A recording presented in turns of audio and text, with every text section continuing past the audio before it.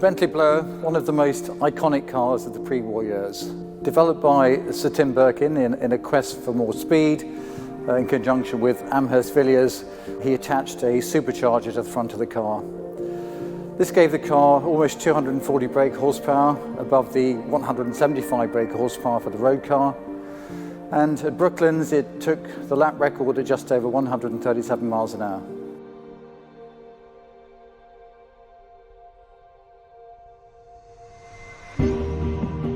Bentley owns team car number 2, the most iconic, the most valuable and the most campaigned team car of the 4.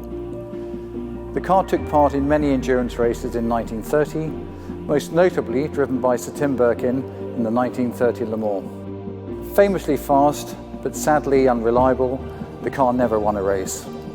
Today, the car remains taxed and tested and driven on a regular basis. Recently, in our centenary year of 2019, the car completed the Mille Miglia without missing a beat.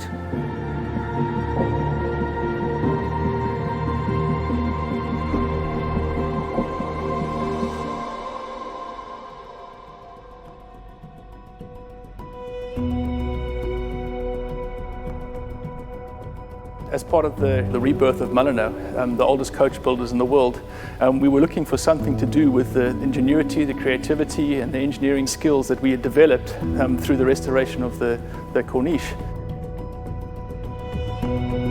So we realized we had the perfect opportunity. Our team blower needed a bit of a restoration, and so we were able to then utilize the fact that the car had been taken apart to be able to scan and measure and document every single part, which is exactly the detail you need to start a recreation project. In late 2019, we dismantled the original team car, scanned all the individual components, collated all the information into one CAD model.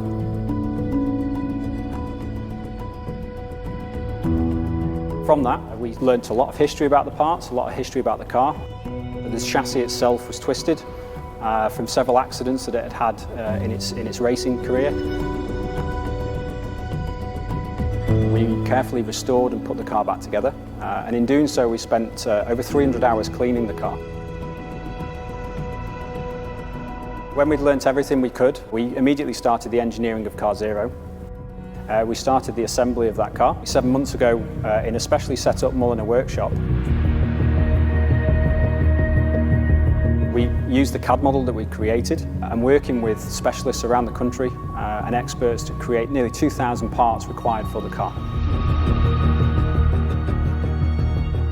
We used a supplier called Israel Newton and Sons who produced boilers for engines, steam engines.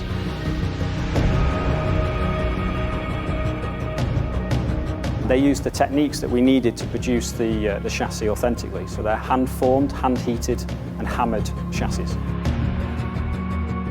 They're techniques that go back over 100 years, and they're also using original tools and fixtures for those parts. The same with the radiator. So we used a company called Vintage Radiators, again using all hand forming and techniques that were of the period when this car was originally created. So over the last 7 months, we spent nearly 40,000 man-hours producing the car that you see today. We're incredibly proud of the techniques that we've used to produce this car.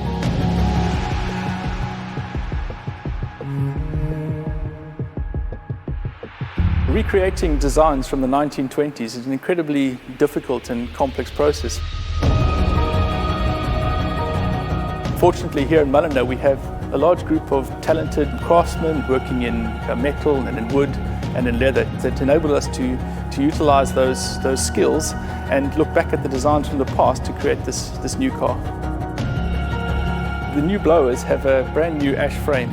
Those frames have been taken into the workshop here, and those expert craftsmen have retrimmed them using the same techniques and the same methods as used in the original development of the car. So the seats have been trimmed with an oxblood red Bridge of Weir leather, and they're also stuffed with about 10 kilograms of horsehair in the same way that the original seats were.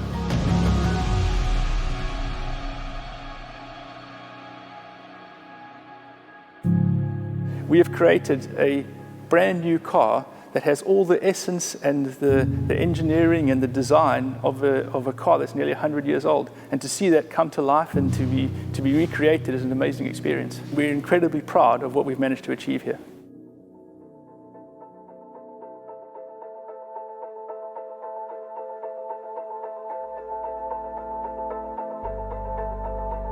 When I look at this car now and see the detail and the quality of every component that we've created, it's a true testament to both the team at Mulliner and the community of collaborative partners that we've worked with to bring this dream to reality.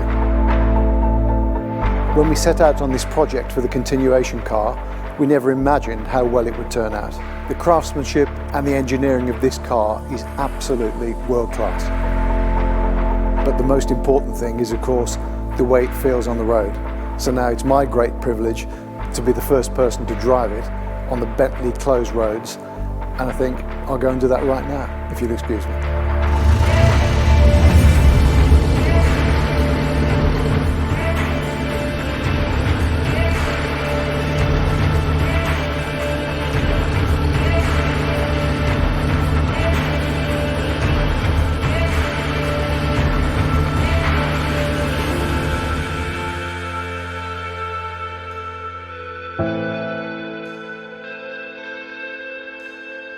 I'm pretty sure that both Sir Tim Birkin and Walter Owen Bentley would be proud of what we have achieved in homage to their original achievements.